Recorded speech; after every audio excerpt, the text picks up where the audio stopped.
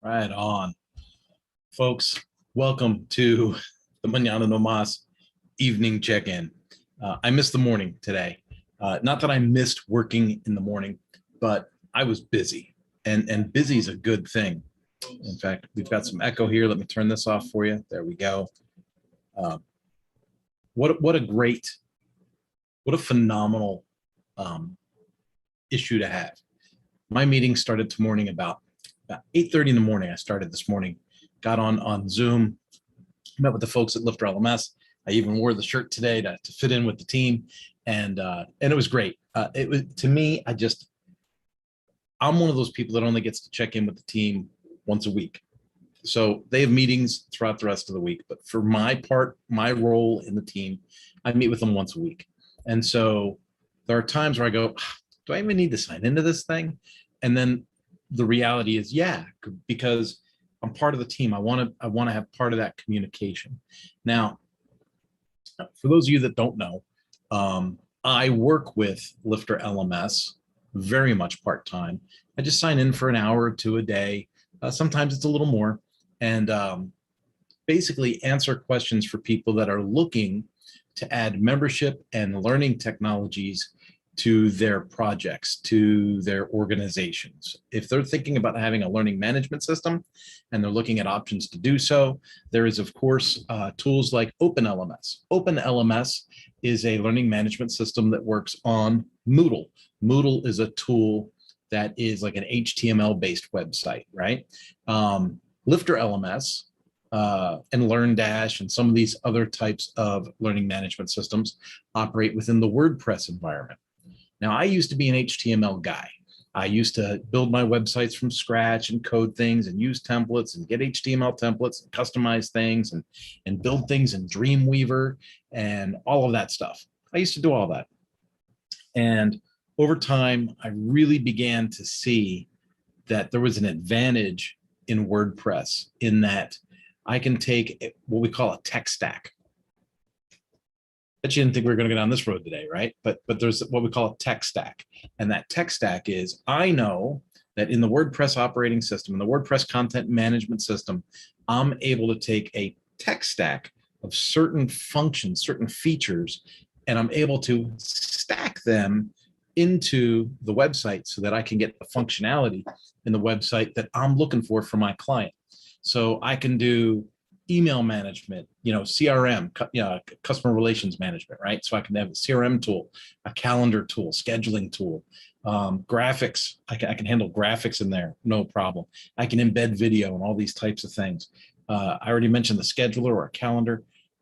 Courses, obviously courses, learning management system, right? So I could put in a learning management system and I could do courses and lessons and memberships and build groups and communities and build all of these cool things into the web packages that I put together for my clients because I've embraced WordPress and I say I'm beginning. Other people say I'm there. I'm not there. I still have a ways to go, but I am learning and getting really proficient at plugging this tech stack together. Not only that, but you can use other tools to plug that tech stack and that website into other tools. So let's say that you're a company and you have ADP running your HR. You can connect ADP to a project I've built for you so that there's automation, so that there's reporting and things like that. Now, that's not the cheapest thing in the world to do, but if that's something that your company requires you to have, I have the ability to build that for you because I work within that environment. And so today I started out my day by having a meeting with those folks and just going over like, hey, what's on our roadmap? What are we looking forward to developing or releasing in the near future? What are our customer service wins? What are our marketing wins? Are we adding a developer to the team? All that cool stuff. And it's nice to just be part of the team and have that happen. So that gives me that sense of team connectedness. Even though I'm working remote, it gives me that feeling of cohesiveness, which is really, really important for culture, right? Now, fast forward into the next hour, I had a meeting with one of our dealerships. I met with the service writing staff and basically, hey, how's your mindset? Tell me about some wins, tell me about some losses. Let's do a quick audit of, 15 of your repair orders. Let's make sure that you're following process well. Tell me a challenge from last week. Tell me an overcoming from last week. Give me a customer interaction that kind of has you concerned, and let's walk that through. Let's talk that through. Pardon me. And from a coaching standpoint, it was a really, really good session. Now, and I would call that coaching. So there's consulting and there's coaching. My role with that individual in that session was coaching. So next, let's try this. Boom, let's give you guys a little bit of light there. So my next meeting after that was with a dealer's service manager and the dealer owner. These to me are great moments of consulting, not coaching, a little bit of coaching, but more consulting. So that's where we say, hey, let's take a look at your homework. What were your numbers? And we start going through the numbers and we go, how does that number that you just told me compare to the number you gave me 30 days ago? So we implemented this in October, right? And now we're in August. So we talked about this in October. How did you do in May? How did you do in June? How does that reflect in July? And what's really cool is we're seeing we've already hit the goals. Like so there's goals like I want to be at 80% efficiency. Okay, you picked it. So 80, he actually said 75. He wanted 75, but he's at 80. Folks, in the big picture of things, how much does 5% more work look like to a department that you run, right? So his goal was 75%. He's currently at 80% efficiency. That's fantastic. And as we're consulting with him, we're saying, here's the deal. You're a little bit shy on part sales. So normally I like to see parts and labor sales kind of equal out a little bit, right? But right now his part sales are kind of low compared to the labor, right? So in October we talked, right? In February we touched base, March we touched base, and now he's right about here. He's getting there, right?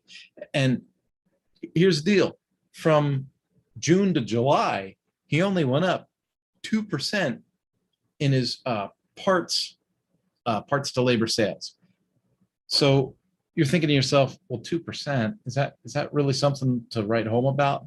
Yes, it is, because it's going in the right direction.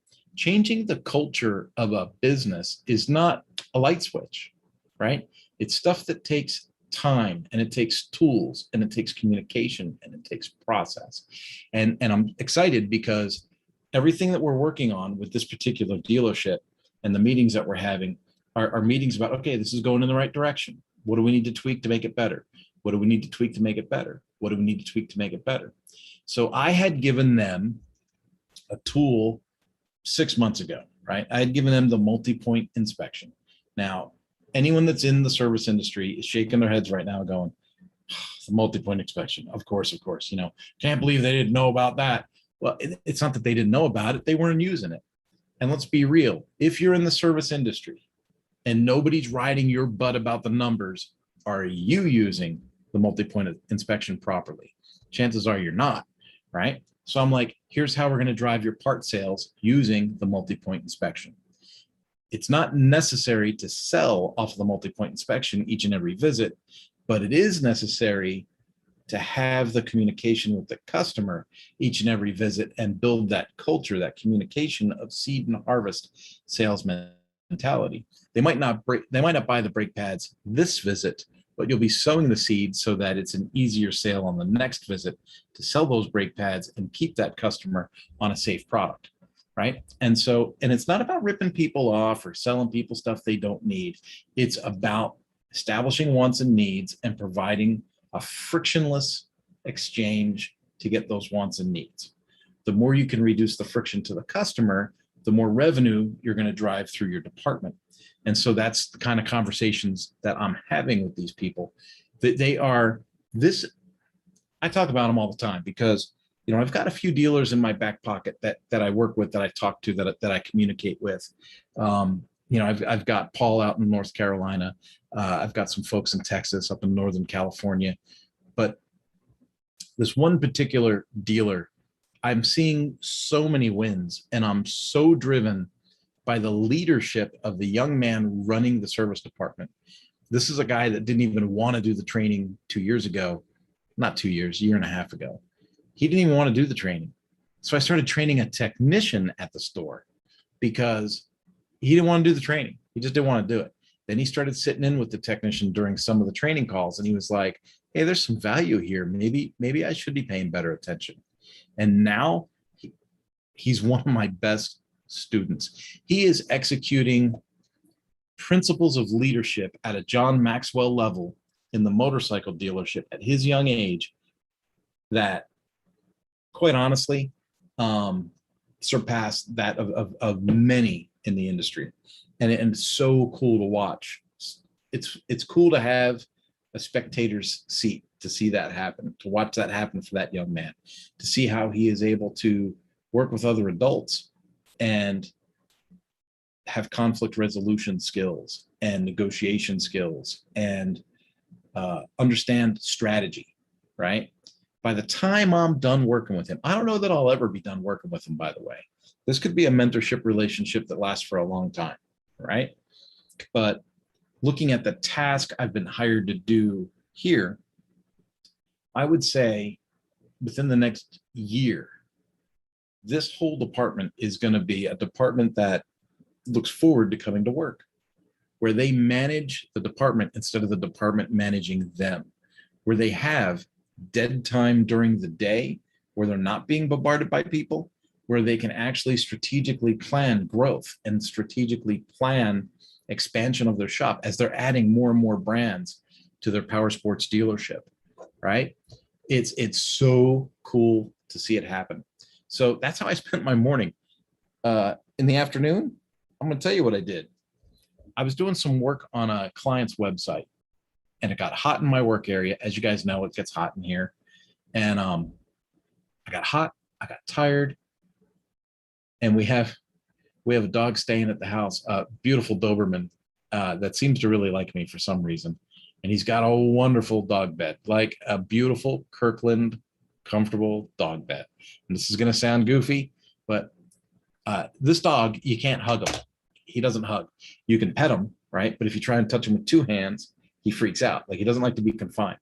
And so I laid down on his dog bed with him, and he just curled up and went to sleep. And I thought, isn't that the cutest thing ever? And then I went to sleep. So that's why it is the Mañana evening check-in today. And that's why I look so well rested now. And that's why I'm able to enjoy a nice, citrus wheat ale I think I'm having from Sam Adams tonight, and just had a wonderful dinner with the family. So now here we are. It is almost 9 o'clock at night. This is my chance to check in with you guys, my daily check-in, right? This is my chance to check in with you guys. And I'm going to finish up on that work that I got to do for my customer in San Francisco and meet with them tomorrow. Have a great